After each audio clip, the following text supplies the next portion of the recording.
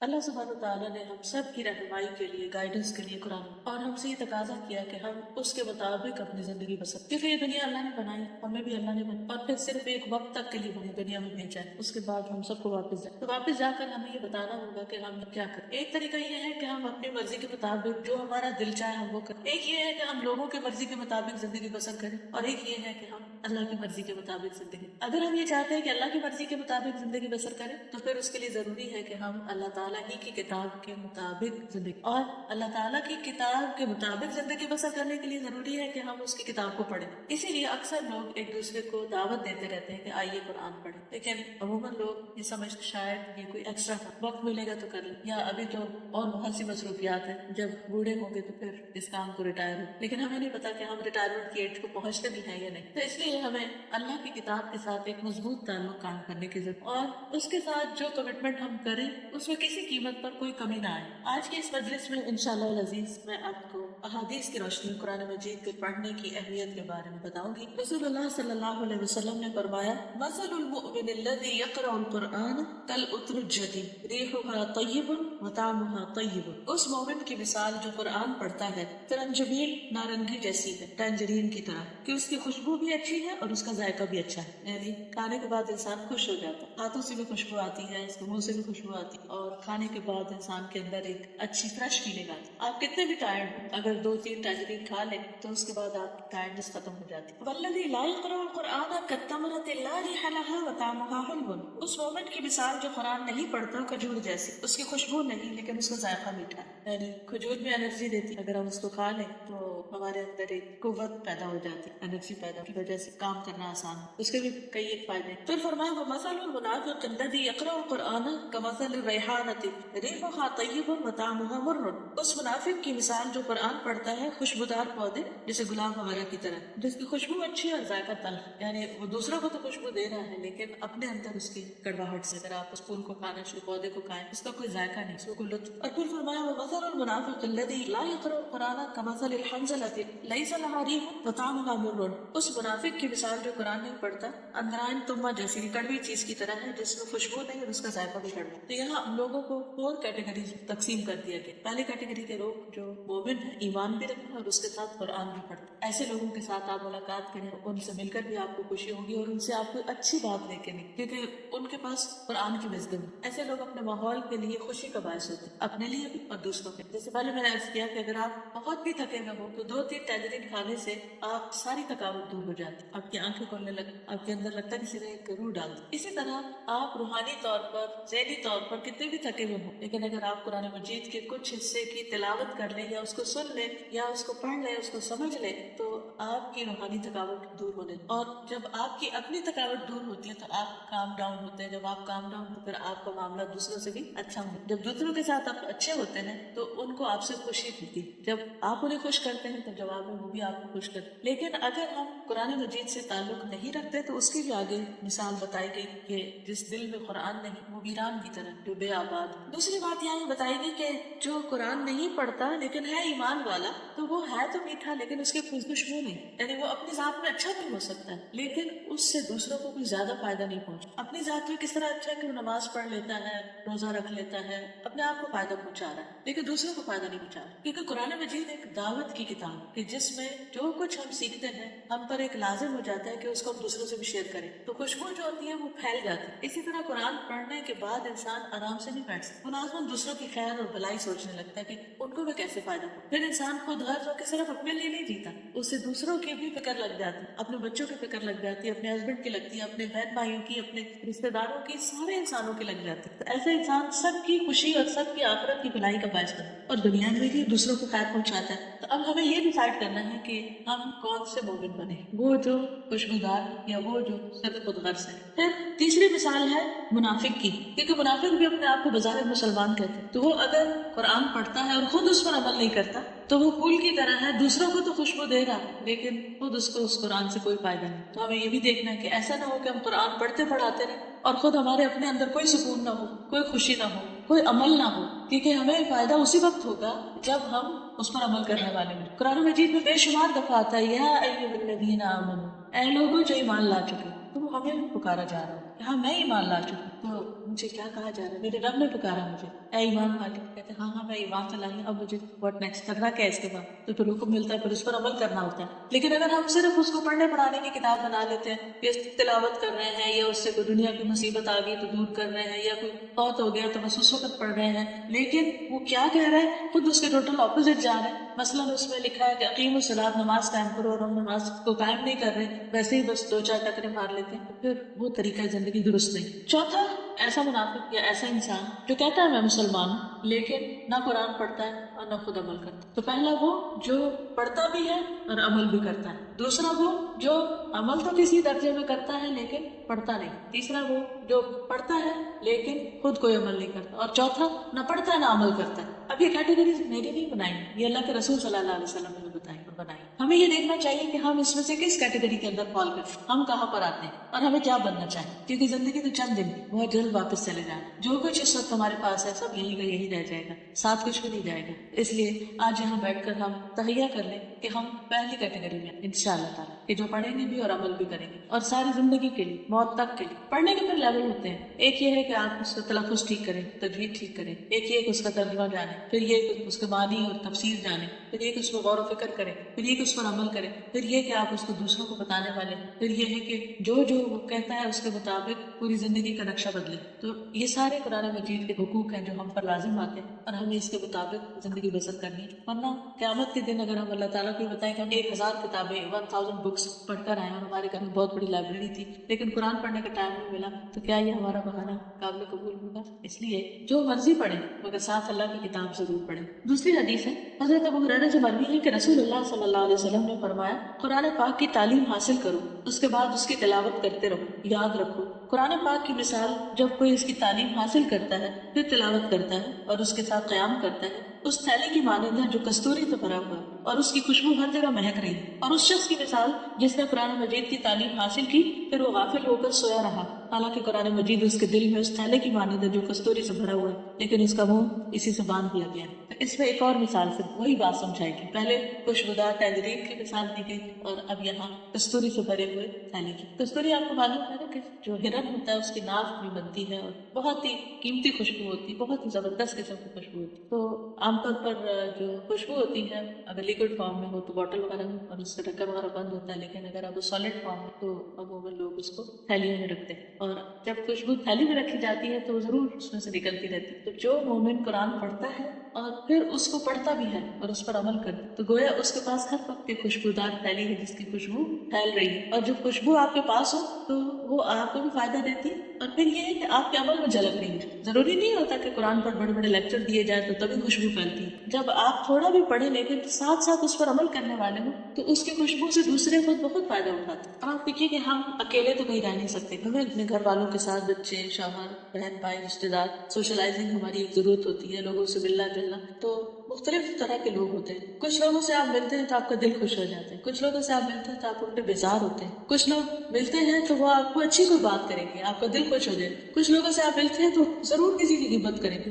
یا ضرور کوئی بری بات کریں گے جس سے آپ کا دل بیزار ہوتا ہے. تو جو سچا مومن ہوتا ہے اس کا ذائقہ بھی میٹھا اور اس کی خوشبو بھی اچھی، اور وہ ایسے ہے جیسے ہر وقت خوشبو کا تھیلا لے کے پھر رہا. بس بائی دا وے یہاں یو کے میں تو کوئی بھی پرفیوم آپ لگا رہے ہیں اس کی خوشبو کوئی نہیں آتی. میرا تو ایکسپیرینس یہی، وہی خوشبو جب میں پاکستان میں لگاتی ہوں سارا دن وہ مہک آتی ہے اپنے پاس. معلوم نہیں ہے کہ ہوا میں کوئی ایسی چیز ہے، یہ کیا ہے. اینی وے تو اب یہ ہے کہ جب آپ نے کوئی اچھی خوشبو لگائی ہوئی ہو تو سارا دن آپ اپنے آپ سے بھی خوش ہوتے رہتے ہیں. You feel fresh, you feel good, اور جو آپ کے پاس آتا ہے اس کو بھی مزہ آتا ہے. لیکن اگر آپ کے پاس خوشبو تو ہے اور ہر کسی میں خوشبو ہے لیکن آپ نے ساری بوٹل بند کر کے صرف سجائی ہوئی ہے اور کبھی اس میں سے کچھ لگایا نہیں کہ ختم ہو جائے گی، تو پھر اس کی مثال ایسی کہ جیسے کسی نے قرآن سیکھا، اس نے پورا ترجمہ تفسیر پڑھ لیا یا پھر اس نے حفظ کر لیا اور پھر اس کے بعد اس نے اس کو پڑھنا چھوڑ دیا کہ بس ایک کورس کر لیا اور بات ختم، اور اب وہ پڑھتا نہیں.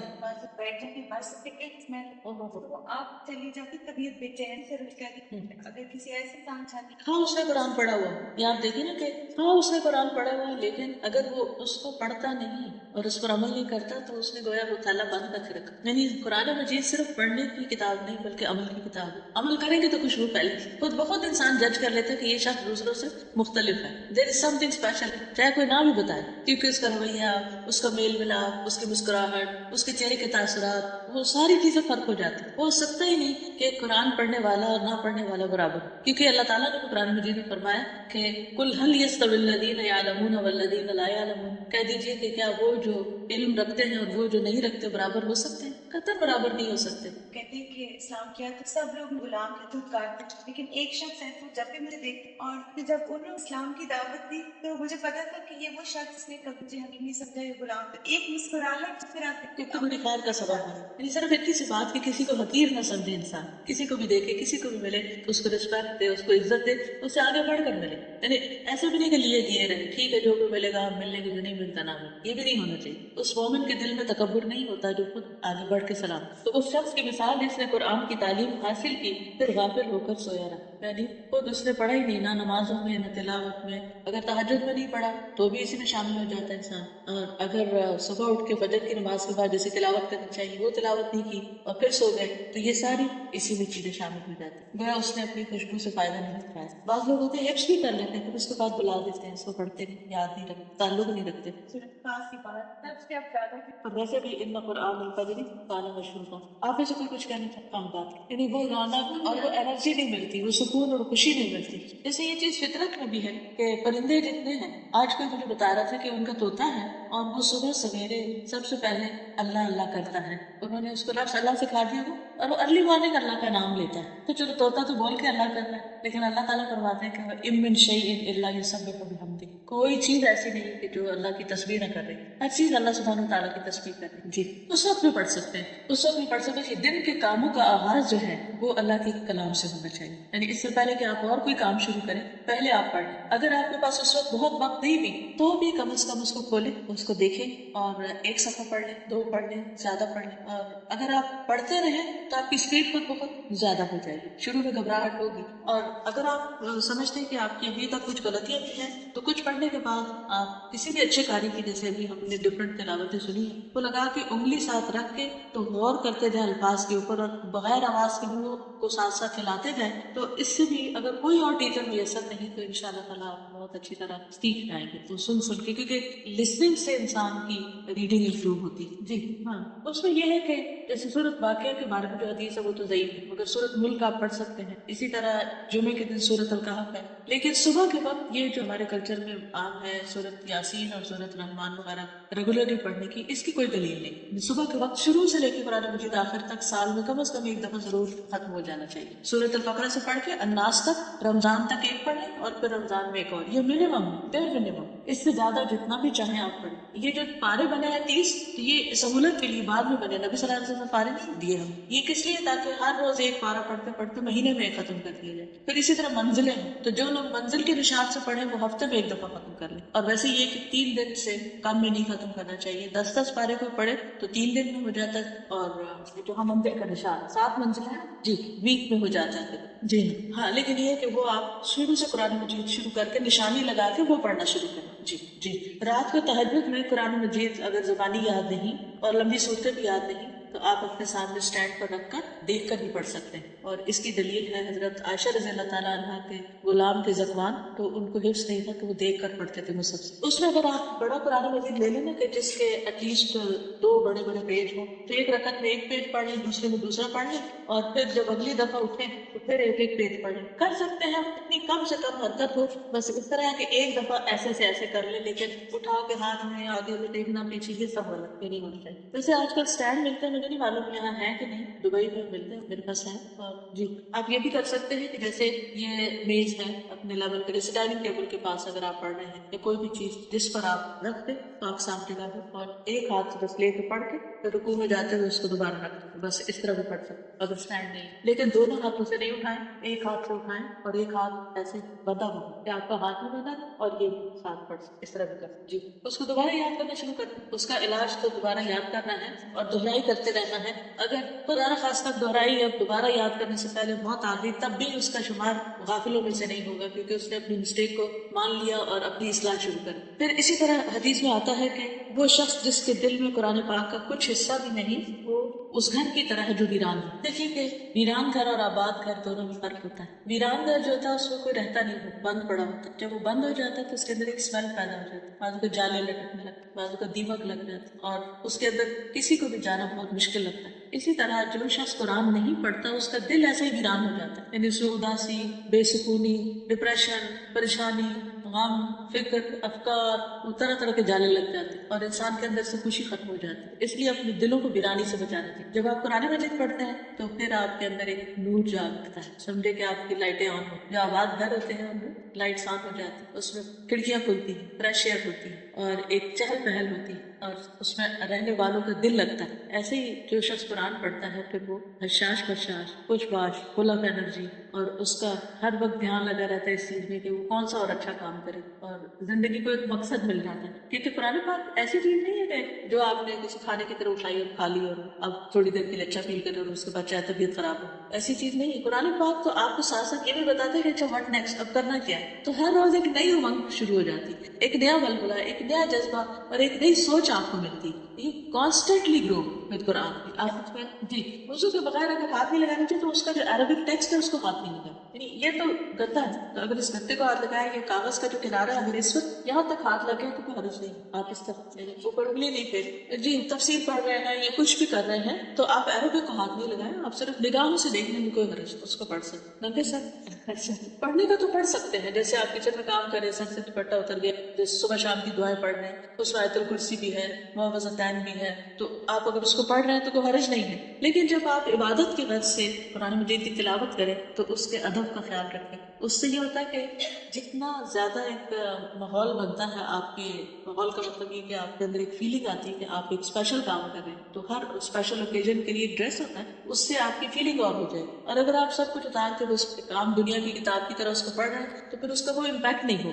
ضرورت ہے آگے پیچھے پڑھ سکتے ہیں, جیسے آپ نے ایک سورت حفظ کی ہوئی ہے, آپ کو بھول رہی ہے, آپ اس کو ریوائز کر رہے ہیں, پھر اس کے بعد دوسری کرنے لگتے ہیں, پھر آپ کو خیال آتا ہے اچھا میں وہ قرآن بھی کر لوں, تو آگے پیچھے ہو سکتی. یا جیسے نماز پڑھ رہے ہوتے ہیں ہم, تو اس میں ہم نے ایک سورت پڑھی, پھر ہم نے دوسری سورت پڑھنی, تو بعض اوقات ہم آگے والی پڑھنے کی بجائے پیچھے والی پڑھ لیتے, اس میں کوئی حرج نہیں, پڑھ سکتے جی تراویح میں پڑھ سکتے. لیکن اگر امام پڑھ رہا ہے تو پھر پیچھے نہ کھولیں, ان کا سنیے, پھر سے توجہ رکھیے سننے پر, پھر دیکھیے نا, کیونکہ اس کا نقصان یہ ہوتا ہے کہ وہ امام کے آگے پہنچا ہوتا ہے اور ہم پیچھے سے انگلیاں پھیر رہے ہوتے ہیں. اور دوسرا یہ کہ ہم تو بعض اوقات اس میں کانسنٹریٹ کر رہے ہیں اور جو ہمارے ساتھ کھڑا وہ ڈسٹرب ہو رہا ہے. تو اس لیے میں اس کو ریکمینڈ نہیں کرتی ہوتی کہ تراویح میں پیچھے کھولا جائے. بعض اوقات امام انسان ہے, غلطی ہو جاتی ہے, وہ اگر بھولے تو آپ کو یہ تو کیا امام نے پڑھ دیا, یہاں سے تو وہ بھول ہی گیا اور ایک اور فتنہ کھڑا ہو جاتا ہے. بعض سجدے میں جاتے جی بعض اوقات لوگ پھر سجدے میں جاتے ہیں, وہ اسے سجدے کی جگہ پہ رکھ دیتے ہیں یا وہ آگے پیچھے ہو جاتا ہے تو وہ بے حرمتی پھر ہونے لگتی ہے, تو اس سے بچنا چاہیے. ٹھیک جی. اگر ہم مسجد نہیں جا سکتے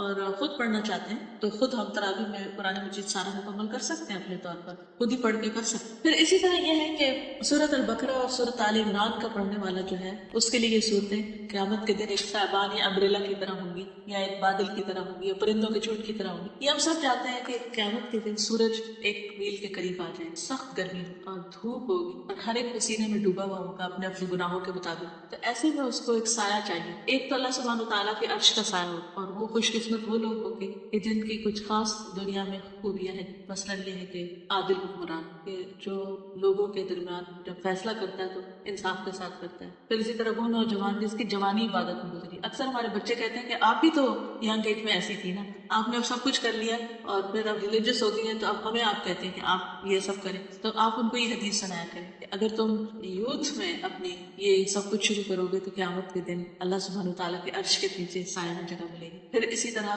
ایسا نوجوان جس کا دل مسجد میں اٹکا ہو, یعنی اس کو مسجد سے محبت ہو. پھر ایسا شخص کہ جس کو کوئی عورت برائی کی دعوت دے, ایسا من لیکن وہ کہے کہ میں اللہ سے ڈرتا ہوں, یہ کہہ کے اس کی دعوت ٹھکرا دے, تو وہ بھی عرش کے سائے تلے. پھر اسی طرح دو لوگ جو اللہ کی خاطر آپس میں محبت کرتے ہیں, بیچ میں کوئی دنیا کا لالچ نہیں. اور اس محبت کی علامت یہ ہوتی ہے کہ جب وہ آپس میں ملے تو ان کا ایمان بڑھے, اللہ سبحانہ و تعالیٰ کے ساتھ تعلق بڑھے اور آخرت کا شوق بڑھے. یہ اللہ کی خاطر محبت ہوتی ہے. اور پھر ایسا شخص جس کا دایاں ہاتھ صدقہ کرے تو بائیں کو بھی نہ پتا ہو کہ کیا دیا دائیں ہاتھ, یعنی انسان نکالے اپنی جیب سے, بے حساب دے, خاموشی کے ساتھ دے, حتیٰ کہ جس کو دے رہا ہے اس کے ساتھ نظریں بھی نہ ملائے اور اس سے شکریہ بھی نہ چاہے اور بھاگنے کی کرے وہاں سے. یا جیسے مسجد وغیرہ آپ جاتے ہیں ڈونیشن باکسز ہوتے ہیں تو اس میں بغیر گنے ڈال دیا کہ اے میرے رب بس یہ میں نے تیرے ہاتھ میں رکھے, مجھے نہیں پتا یہ کیا ہے, تو اسے قبول کر لے. تو ایسے لوگ بھی عرش کے سائے تلے ہوں گے جو اتنا خفیہ صدقہ کرے, کسی کو بھی نہ پتا ہو, ان کے ماں باپ کو بھی نہ پتا ہو, بچوں کو بھی نہیں, دوستوں کو بھی نہ پتا ہو, اور اس کو کہیں مینشن بھی نہ کریں. کیونکہ ورنہ کیا ہوتا ہے کہ ہم کچھ کر لیتے ہیں پھر دوسروں کو بتانے لگتے ہیں کہ ہم نے یہ کیا وہ کیا,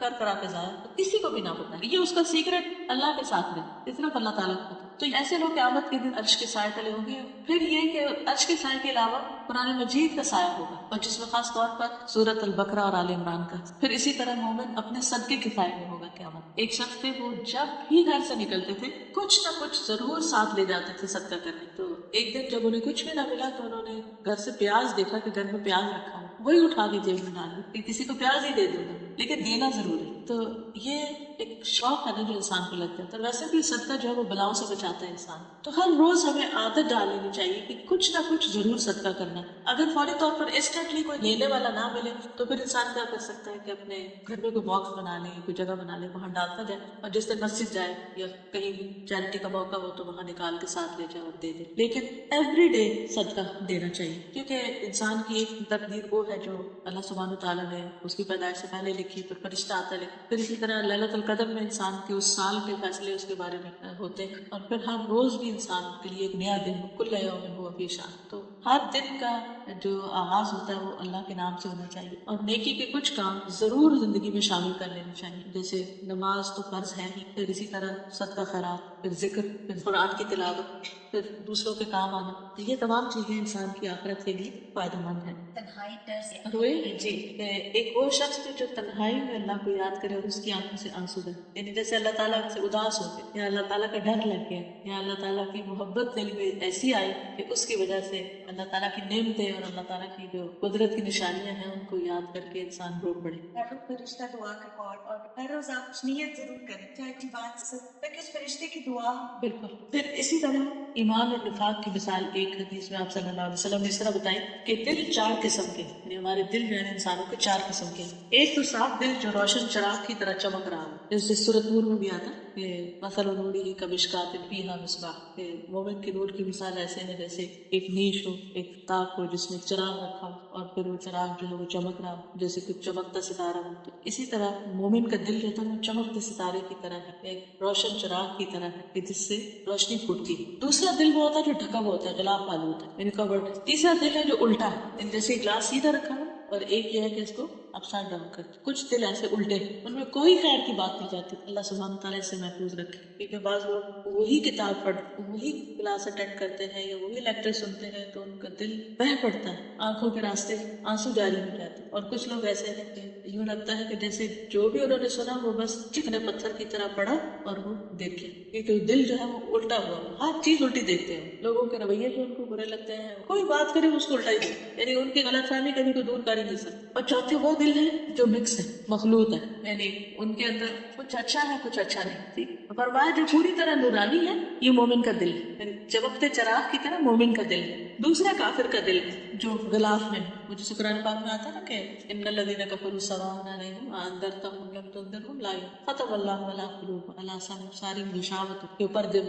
تیسرا دل خالص منافقوں کا ہے جو جانتا ہے اور انکار کرتا ہے, جو الٹا ہے, یعنی سب پتہ ہے لیکن کچھ قبول نہیں کرتے. چوتھا دل اس منافق کا ہے جس میں ایمان اور نفاق دونوں جمع, یعنی کچھ اچھی بات بھی ہے اور کچھ نہیں بھی, لیکن وہ پوری طرح دین کی طرف نہیں آتا, 100% نہیں اس کے اندر داخل ہوتا. بس جتنا اس کی دنیا کو فائدہ پہنچتا بس اتنا دین لے لیتا, اور باقی نہیں ایکسیپٹ. اور کس قدر ڈرانے والی بات ہے. یہ بہت سارے لوگ دین کی بات, اللہ کی بات بس اس حد تک ایکسیپٹ کرتے ہیں جس سے وہ کمفرٹیبل ہو. یعنی کہیں پر بھی جہاں وہ سمجھے کہ ہم انکمفرٹیبل ہو رہے ہیں یا ہمیں اب چینج ہونا پڑے گا یا اپنی روٹین یا عادت یا اسٹائل, تو اس پہ وہ پھر کمپرومائز کر جاتے ہیں. جی, جہاں مفاد پہ زیادہ پڑتا ہے. جی ہاں, کنارے پر رہ کر عبادت کرتے ہیں. بالکل صحیح. ایک اور مثال ہے ایمان کی اور منافقت کی, کہ ایمان کی مثال اس سبزے کی طرح ہے جو پاکیزہ پانی سے بڑھ رہا ہے, یعنی بارش پڑتی ہے اور وہ اور بڑھتا ہے اور بڑھتا ہے. اور منافقت کی مثال اس پھوڑے کی طرح ہے جس کی پیپ اور خون بڑھتا ہی جاتا ہے, یعنی اس کا روگ بڑھتا چلا جاتا ہے. اب جو مادہ بڑھ جائے دوسرے پہ غالب آ جاتا ہے. بس میرا خیال ہے کہ اتنا ہی کافی ہے. اللہ تعالیٰ ہمیں عمل کی توفیق عطا فرمائے. اگر آپ لوگ کچھ بھی کہنا چاہیں, کچھ پوچھنا چاہیں تو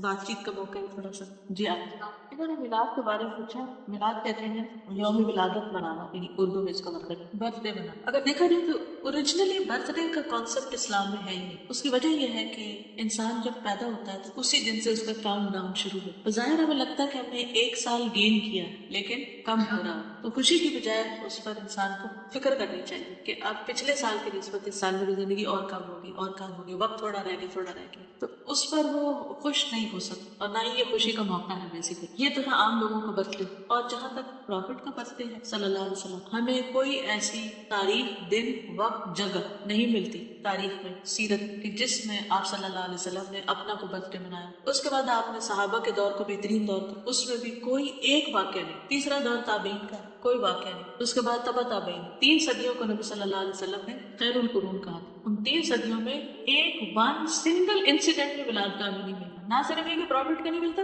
کسی کا بھی نہیں ملتا ہے ہی نہیں کوئی ایسی چیز. یعنی کہ نبی صلی اللہ علیہ وسلم کی وفات کے کئی سو سال بعد یہ قصہ شروع ہوا, اور لوگوں نے اس کو ثواب سمجھ کر نبی صلی اللہ علیہ وسلم کی محبت کے طور پر یہ کام شروع کر دیا کہ ہم اپنے بچوں کی بھی مناتے ہیں, ہم اپنے ملک کا نہیں مناتے, تو ہم کیوں نہ پروفٹ کی بھی منائیں. اب یہ چیز ایسی شروع ہوئی, اور اس کے ساتھ پھر کھانا پینا اور سوشلائزنگ اور کئی چیزیں شروع ہو گئی, جس کی وجہ سے پھر وہ چیز بڑھتی چلی گئی. اور اب اس کو ایک ریچول سمجھ کے کیا جاتا ہے. میں ایک حدیث سنانا چاہ رہی تھی. نبی صلی اللہ علیہ وسلم نے اپنے حوض کے بارے میں فرمایا ہے. آپ نے فرمایا میرا حوض 1 ماہ کی مسافت کے برابر ہے, اور اس کے سارے کونے برابر ہیں, چکور ہے, یعنی قیامت کے دن حشر کے میدان میں جو آپ کا حوض ہوگا, حوض کوثر. اس کا پانی چاندی سے زیادہ سفید, اس کی خوشبو مشک سے زیادہ بہتر, اس کے کوزے یعنی کپس آسمان کے ستاروں کی طرح. جو شخص اس سے پیے گا اسے کبھی پیاس نہیں لگے گی. آپ نے فرمایا میں حوض کوثر پر تمہارا پیش خیمہ ہوں, یعنی پہلے پہنچوں گا, اور حوض کوثر کی چڑھائی اتنی ہے جتنی کہ اعلیٰ سے جوفا کے مقام تک کا فاصلہ ہے. مجھے تم سے اس بات کا ڈر نہیں کہ تم میرے بعد مشرک بن جاؤ گے. میں اپنی امت سے یہ نہیں ڈرتا کہ جو ایک دفعہ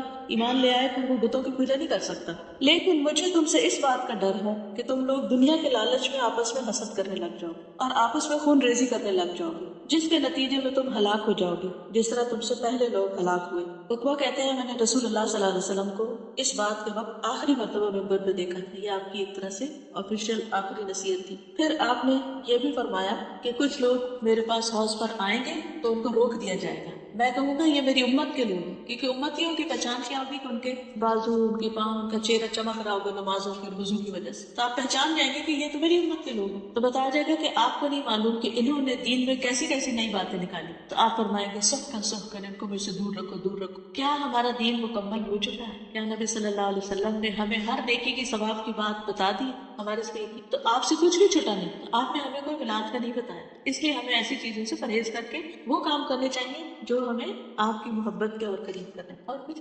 مخلوط مذاہب کے ساتھ جب اسلام کا مقابلہ ان مذاہب کے لوگ کرتے ہیں, اکثر اوقات ہمارے بچوں سے یہ سوال کیا جاتا ہے کہ کیا وجہ ہے کہ صرف اسلام نے اس کے پیروکاروں کے لیے بے تحاشا پابندیاں اور سختیاں اور ڈرامے, جبکہ اس کے برعکس دوسرے مذاہب میں شاید عمل نہ کرنے کی صورت میں سزا کا تصور یا تو ہے نہیں یا بہت کم. بات یہ ہے کہ جوڈیزم ہو یا کرسچینٹی ہو, یہ سب بیسیکلی اللہ سبحانہ تعالیٰ کی بھیجی ہوئی تھی, لیکن لوگوں نے ان کتابوں کو اپنے دین کو اپنی دنیا کی خواہشات پوری کرنے کے لیے تبدیل کر دی, اور اس میں سے ایسی ساری چیزیں نکال دی کہ جو ان کو پسند نہیں تھی. اس کے بعد جب قرآن مجید آیا تو اللہ نے خود ہی حفاظت کا اس کا ذمہ لے لیا کہ کوئی اسے چینج نہیں کر سکتا. تو جو کچھ تھا ایز اٹ از اس میں باقی، یہ سب کچھ پچھلی کتابوں میں بھی تھا لیکن انہوں نے نکال دیا۔ اب جب ہمارے بچے دیکھتے ہیں تو وہ کہتے ہیں کہ وہاں تو یہ نہیں ہے تو ہمارے دین میں یہ کیوں ہے، تو ان کو یہ بات مشکل لگتی ہے۔ دوسری بات یہ کہ یہ جتنی بھی پابندیاں ہیں یا جتنی بھی سختیاں ہیں، جو کچھ بھی ہے، یہ دراصل ہمارے فائدے کے لیے، ڈسپلن لائف گزارنے کے لیے۔ مثلاً شادی کے بغیر ایسے ریلیشن شپ قائم کرنا مت۔ اب اگر اس کو کہ سختی ہمیں کیوں نہیں گرل فرینڈ بوائے فرینڈ بنانے دیتے، تو آپ دیکھیں کہ جو لوگ بناتے ہیں پھر ان کا انجام کیا ہے، اس سے گھر کتنے برباد ہوتے ہیں۔ پھر اگر کوئی شادی شدہ ہے اور پھر شادی کرنے کے باوجود وہ غلط کام کر رہے ہیں، مرد کہے کہ مجھے کسی اور عورت سے دوستی کرنے سے کیوں روکتے، یا عورت کہے کہ مجھے کیوں روکتے ہو، یہ بے جا کی پابندی ہے، سختی ہے، تو آپ خود سوچیں کہ ایسے گھر کا پھر کیا حال ہوگا کہ جس میں ہسبینڈ وائف ایک دوسرے کے لیے لائل نہ ہو، فیتھفل نہ ہو۔ پھر یہ کہ اگر بچوں کو وقت سے پہلے شادی کے بغیر ہی پڑھائی کے دور میں یہ سب کام کرنے کی اجازت دے دی جائے تو آپ دیکھیں کہ ان کا فیوچر کیا ہوگا۔ آج بھی جو لوگ دنیا کے لیے بھی کام کرتے ہیں وہ ایسی بہت سی خرافات سے بچتے ہیں، اور دوسرے مذاہب کے وہ لوگ جو واقعی اپنے مذہب کو پکڑے ہوئے ہوتے ہیں ان کے اندر بھی کافی ڈسپلن ہے، وہ ایسے فالتو آوارہ بچوں کو نہیں کرنے دیتے۔ یہ تو صرف ایک چیز۔ پھر اسی طرح فوڈ ہے، تو آپ دیکھیں کہ بہت سارے لوگ جو دوسرے مذاہب کے وہ فوڈ کے معاملے میں کتنے کانشیس ہیں، وہ ہر وہ چیز نہیں کھاتے، جنک فوڈ نہیں کھاتے۔ کیوں نہیں کھاتے؟ کیونکہ ان کی صحت پر برا اثر پڑے گا۔ میرے پاس ایک لڑکی کام کرتی ہے پاکستان میں، تو اس نے اپنے بھائی کے بارے میں بتایا کہ ایکسٹرا بریلینٹ، انجینئرنگ میں پڑھ رہا تھا اور ٹاپ کر رہا تھا۔ اس نے پڑھتے پڑھتے ایسے ہی چیٹ پر کسی لڑکی کے ساتھ اس کی دوستی، اور جس دن اس کا پیپر تھا، شاید آخری سال کا تھا، ساری رات وہ چیٹ کرتا ہے اور صبح اس کا پیپر خراب ہوا تو کالج والوں نے اس کو ایکسپیل کر دیا۔ اس کے بعد کسی طرح اس کے باپ نے زمین بیچی گاؤں اور بیچ کے اس کو UK بھیجا۔ یہاں آئے، یہاں آ کے 3-4 سال پڑھا۔ جب اس کے آخری سال تھا، ڈگری ملنے کا وقت تھا، تو اس کا کسی ایکسٹریم مذہبی گروپ سے واسطہ ہو گیا اور انہوں نے کہا کہ یہاں کا رہنا اور یہاں پڑھنا یہ سب کچھ غلط ہے، اور اس نے یعنی اتنا بریلینٹ تھا کہ یہاں کی جو یونیورسٹی تھی اس نے اس کو جاب بھی آفر کی اور رہنے کا بھی اور سب کچھ، لیکن وہ یہ سب کچھ چھوڑ کے چلا گیا۔ اب کیا ہے، وہ گھر میں بیٹھا ہوا، چھوٹا بھائی کام کرتا ہے، باپ ابھی تک اسکول ٹیچر ہے، کام کرتا ہے، لیکن نہ وہ کوئی کام کر رہا اور نہ ہی وہ کوئی ارن کرتا ہے، اور 8 کے 9 مہینے گھر کے حالات اتنے تنگ، لیکن اس ذہنی انتشار کی وجہ سے کہیں کا بھی نہیں، اور ہر ایک کو غلط قرار دیا۔ اب ایک وہ ایکسٹریم تھی، ایک یہ ایکسٹریم۔ ہمارا دین اعتدال میں، دین دنیا دونوں کو ساتھ لے کے چلنے کا کہا گیا۔ صرف ایسے ہی ہے کہ جیسے آپ ایک سڑک پہ گاڑی لے کے جا رہے ہیں تو کتنی ریڈ لائٹس آتی ہیں، ٹریفک کے کتنے قوانین ہیں، ان کو آپ سختیاں کہیں گے، کیا کہیں گے، لیکن یہ آپ کی لائف سیونگ کے لیے ہے۔ اسی طرح بچوں کو آپ ڈفرینٹ ایگزامپلس کے ساتھ سمجھا سکتے کہ جو بھی ہمارے دین میں ہے یہ اللہ تعالیٰ کا بھیجا ہوا،